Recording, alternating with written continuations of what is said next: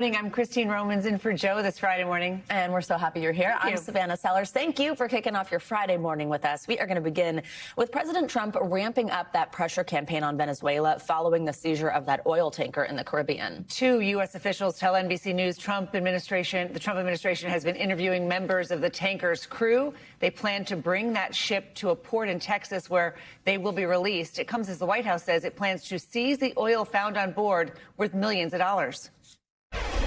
The United States does intend to seize the oil. However, there is a legal process for the seizure of that oil, and that legal process will be followed. We're not going to stand by and watch sanctioned vessels sail the seas with black market oil, the proceeds of which will fuel narco-terrorism of rogue and illegitimate regimes around the world.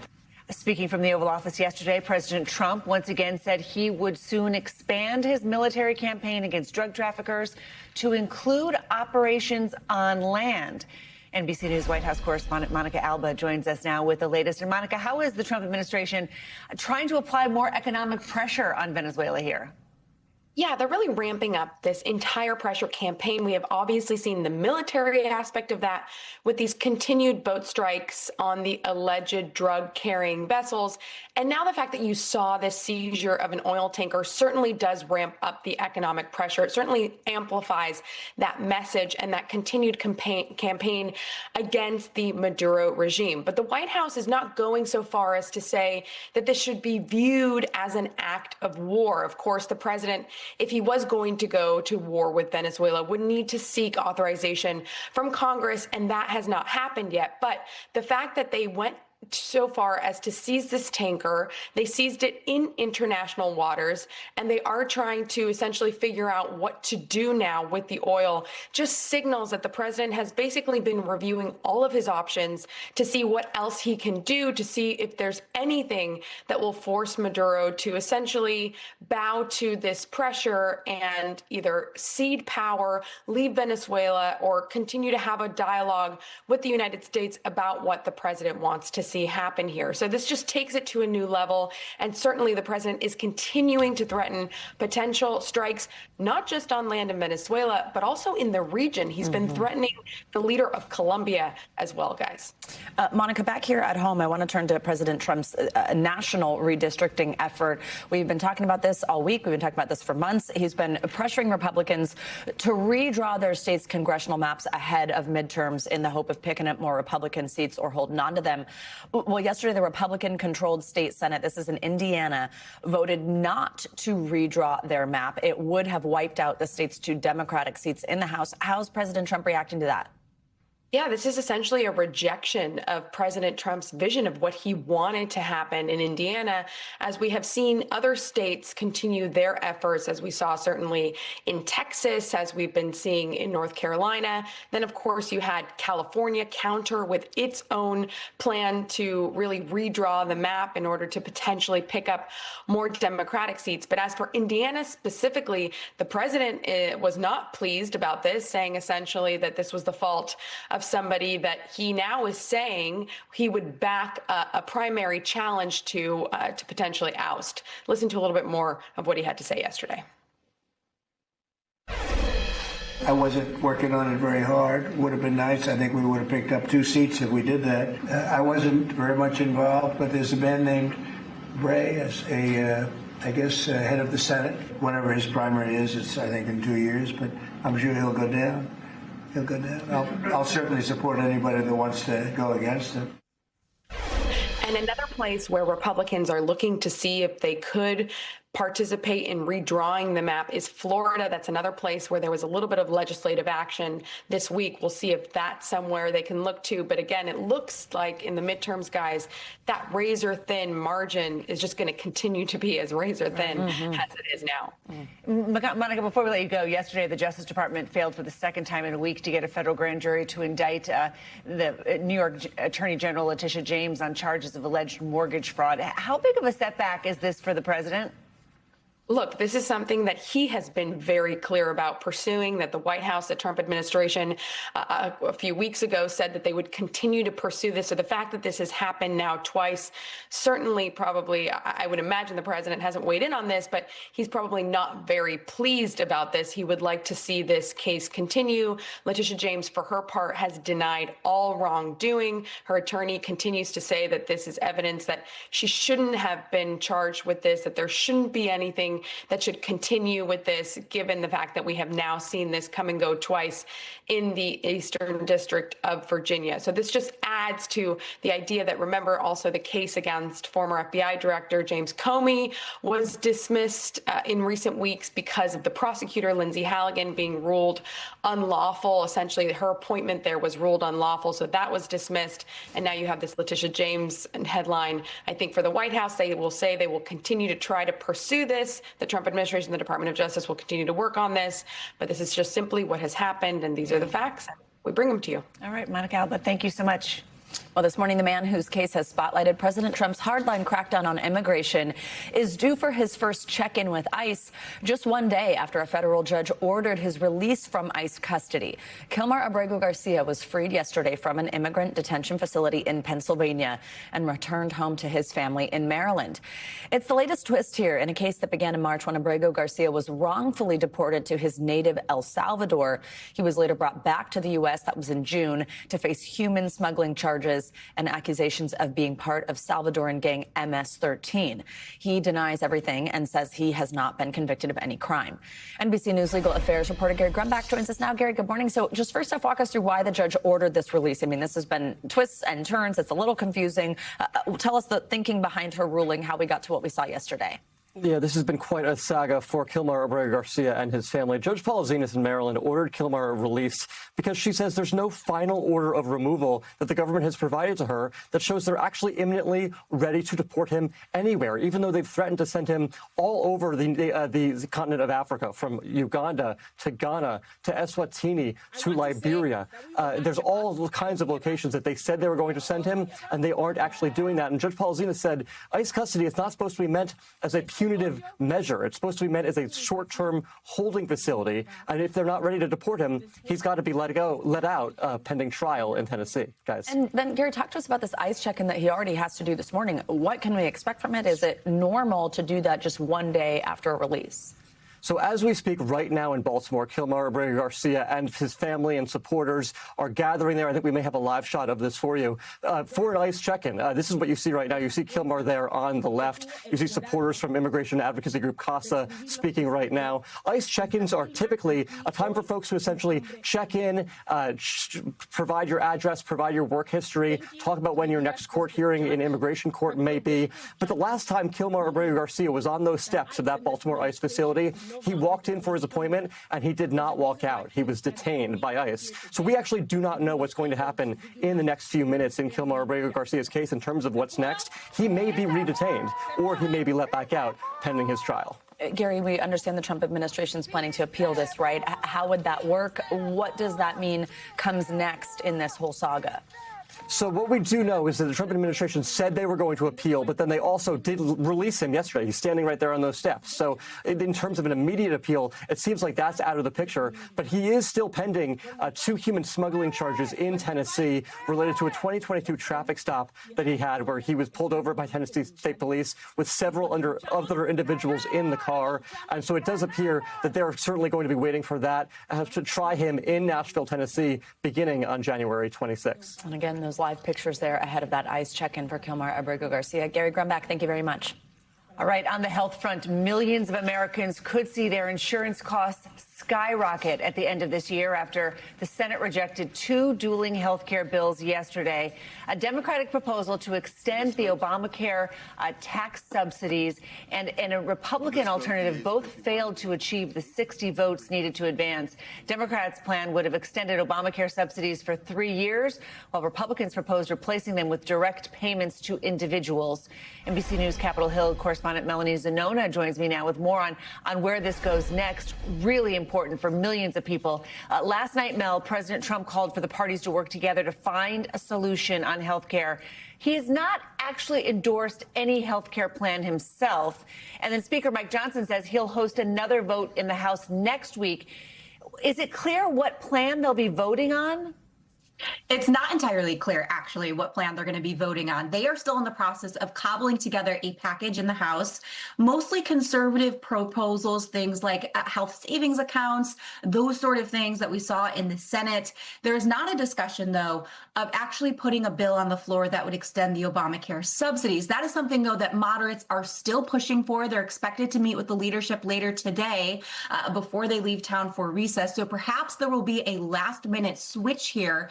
But even if something like that were to be put on the floor, there's no guarantee that it's actually going to pass. And so the reality right now is that it is very likely that these Obamacare subsidies are going to expire before the end of the year. The question is whether the failure of some of these proposals, particularly what we saw yesterday in the Senate, can a bipartisan deal sort of arise from the ashes? Once everyone gets votes on what their preferred plan is, do they finally come together? The thinking, though, on Capitol Hill is that President Trump needs to get involved in a much more serious way in order for the two parties to actually come together. Because, as you know, Republicans are so reluctant to cross him on Capitol Hill that a lot of them don't want to make a deal with Democrats. They don't want to be seen as getting on Trump's bad side. Until he actually gets involved, says what he wants, what he would be comfortable with, we don't think there's going to be actually something that gets signed into law and put on his desk.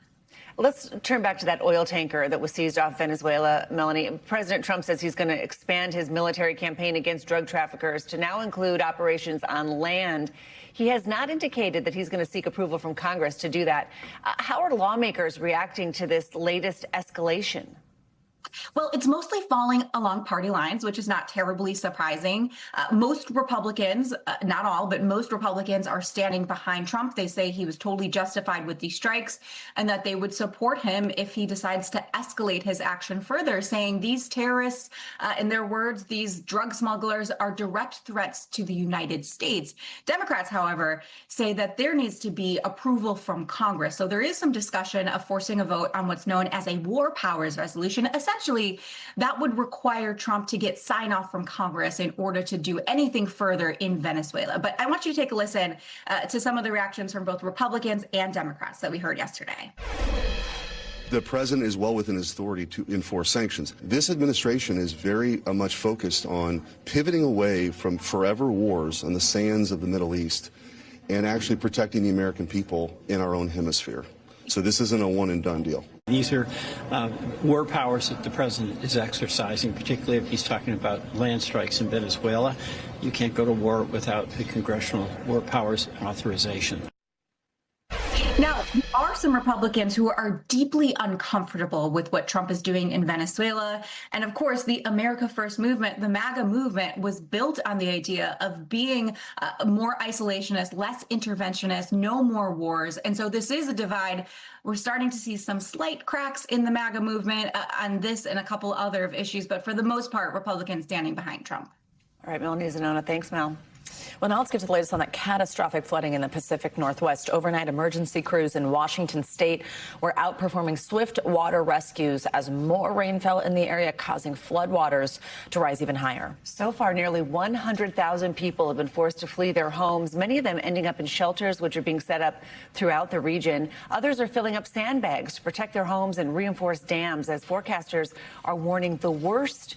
Well, the worst is yet to come. NBC News correspondent Camila Bernal is in Mount Vernon, Washington this morning, and she joins us with the latest. Camila, we saw this yesterday, just how bad it was. It is still going. What is it like where you are this morning? Hey, Savannah and Christine, good morning. Over the last few days, we've just seen the water steadily rising, getting really close to some of these homes, forcing road closures. So many people in this area worried and actually under those evacuation orders. We did get very good news overnight from our weather unit, and that is the fact that most of the rivers in the state have crested. What that means is that they've reached their record levels and hopefully will continue to go down today. The river that you see here behind me crested at record levels. It's had huge impacts along this river in many of the areas. You see this entire section here is flooded. Now, the good news in this part of town is that the flood walls have been working. So there may be the possibility that a lot of these people that are currently under evacuation orders will get the news today that their homes are still safe, that maybe they'll be able to return home. But there is still this concern from officials and from many of the residents in the state of Washington, because the governor has told them that they have to remain on alert, that they have to continue to be ready to go at a moment's notice, because sometimes you don't know what the power of the water can do. And so especially after seeing some of these water rescues where people had to be pulled out of the water, and seeing some of the people that were impacted, like one of the business owners that I spoke to yesterday who was under 2 feet of water, it is not going to be easy for a lot of these people. That business owner told me, I'm going to take a financial hit. It's going to be a difficult recovery process. So in general, it looks like we're having good news here in the state of Washington, but of course officials saying it's not over yet. Camila, I know this area has a history of flooding. Are people taking this seriously? You know, have you heard about many people trying to defy any evacuation orders? I have. It's very hard for people who are used to this, who sometimes see the flooding. I spoke to a number of people yesterday who told me, look, I'm just going to watch it. I'm ready to go, but I do want to stay and watch as the river rises. And officials really warning against that. Here's what the governor said. We understand that many folks have experienced significant floods in the past and that they may feel they can ride it out. The flooding levels we're looking at are potentially historic in nature. And so we just want to emphasize how serious this situation is. And I talked to one person yesterday that evacuated, and she told me, I only have one life. And I think that's a great lesson for everyone who is in the state of Washington who's having to deal with all of this, guys. Camila, as we said earlier, the flooding is expected to get worse. You did say that there is some good news for some pockets, but are people prepared? Are they hunkering down for this to not be over quite yet? I think so. Everybody has been just paying attention, watching the news. There are some rivers that could crest tomorrow, and so I think that's also a concern for some of the people in the state of Washington. But everyone really has been paying attention to see exactly what happens next. We'll have to keep an eye out for our weather unit and for the news there in terms of the rivers cresting, because that really was the biggest concern. Even if it stops raining, the rivers don't necessarily stop rising, guys. All right, Camila, thank you so much. All right, now let's bring in meteorologist Angie Lastman for a look at the rest of your forecast. We've got our weather unit on call. Angie's here in studio. Hey, Angie, good morning. Always at your service, ladies. Good morning to you. Yes, we've got, of course, still some things to talk about across the Pacific Northwest, as Camila just mentioned, but we've also got some winter alerts that are up with multiple kind of clipper systems working across the east. So let's start there and move west. We've got 25 million people still under these winter alerts. You can see they range from winter weather advisories all the way to lake effect snow warnings.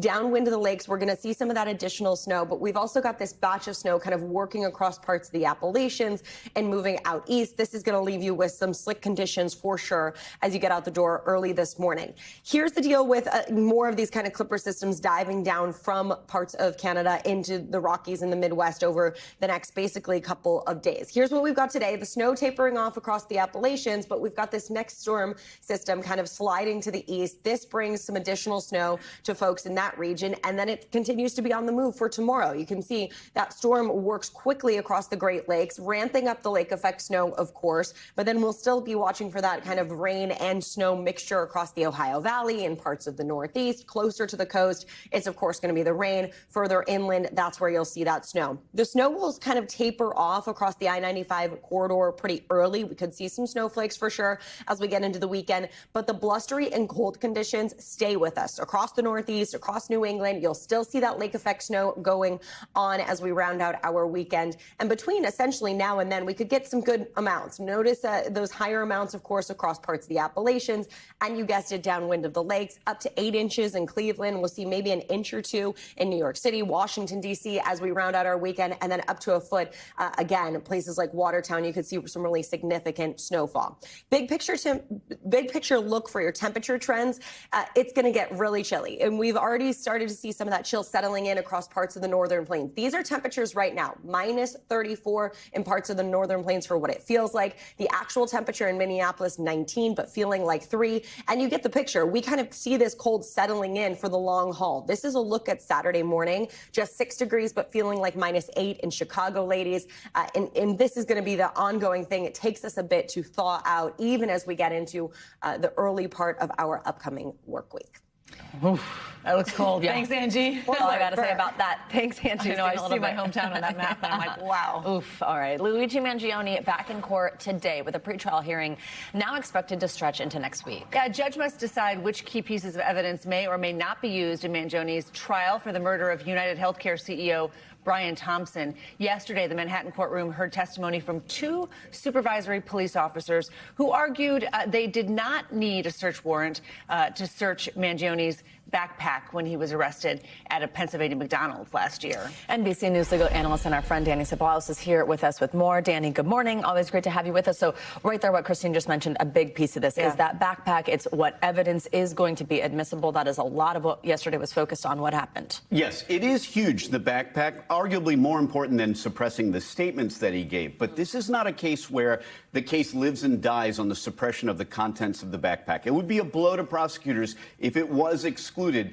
but the case would likely survive because there's a lot of video and other evidence that have nothing to do with the Altoona Police Department's arrest and search of the backpack. And the argument for the backpack on the prosecution side is basically, look, this is what we call search incident to an arrest. It is an exception to the requirement for a warrant. We're allowed to search once someone's arrested. It's based on safety because in their wingspan, they might have access to a weapon. And then once separately you get back to the station, there's what we call an inventory search so that the defendant later on doesn't say, hey, I had 30 Rolexes in there and you guys stole them. So they inventory. That's another exception to the warrant requirement. The defense is saying, all this is manufactured. You should have gotten a warrant. None of these exceptions should apply. Danny, forgive me, but this almost feels like a trial before the trial. How unusual is it for so much of the case to be sort of out there before they even are actually trying this case? My longest suppression hearing ever, I think, was 2.5 hours. Wow. Now we're going to be at 2.5 weeks. But in many ways, this may be the actual trial. Here's why. If the defense loses this case, they're going to have a facts of life discussion with the defendant and say, look, all this is coming in. This is not going to look very good. So if you are either going to be a martyr and go to trial and, make whatever statement you're going to make, fine. But if they lose this motion, the defense has to have a very real talk with their client about whether or not to explore a guilty plea. And that's whether or not the prosecution is even interested in any kind of plea. Danny, this has gotten so much attention. I mean, the bizarre things, including what's going on online when it comes to Luigi Mangione. This is one of those cases that comes along where it's like, how does a jury not know so much? How do you think that's impacting this? Yes, and in this sense, I agree with the defense in their frustration that so much of this has been released because this is a suppression motion. What is the point of arguing a suppression motion for the defense? The point is keeping this evidence out at trial. So if all of it's already out and everyone's already seen it, who's in the jury pool, why even have a suppression motion in the first place? In that sense, I do sympathize with the defense's argument. All right, Danny Ceballos. Thanks, Danny. Thanks, as always. All right, this morning, former Michigan football head coach Sharon Moore is expected to be arraigned after being detained as part of an assault investigation. Booking records show that Moore was listed in custody this week, just hours after being removed from his position over allegations of a, quote, inappropriate relationship with a staff member. NBC News correspondent Shaq Brewster has the latest. Former University of Michigan football coach Sharon Moore still held inside this jail, detained by police after his stunning firing. And now there's new dispatch audio describing a 911 call from an Ann Arbor home on Wednesday. Subject just called the caller and told her there's a male at the location and the house attacking her. State's been stalking her for months. Moore is not mentioned on the audio, which was recorded around the same time police say they responded to an alleged assault on Wednesday afternoon, taking a suspect into custody but offering no further details. Police have not said that incident and the one described on the dispatch audio are connected. Approximately 30 minutes later, the university's athletic director publicly announced Moore's firing for cause, writing an internal investigation found credible evidence that the coach engaged in an inappropriate relationship with a staff member. Moore has not responded to NBC News' requests for comment. The 39-year-old married father of 3 was named Michigan's head coach just 2 seasons ago after the team's national championship run. We want to make sure that we're in the best position that we can compete on and off the field. The abrupt coaching change now rocking the campus of one of college football's most famous teams. It just came out of nowhere, so it was a bit of a surprise. I feel bad that it happened, but I also feel bad if the allegations are true. The University of Michigan is not commenting on the criminal investigation, but they've named an interim head coach that will lead the team in the Citrus Bowl later this month. We thank you for watching, and remember, stay updated on breaking news and top stories on the NBC News app or watch live on our YouTube channel.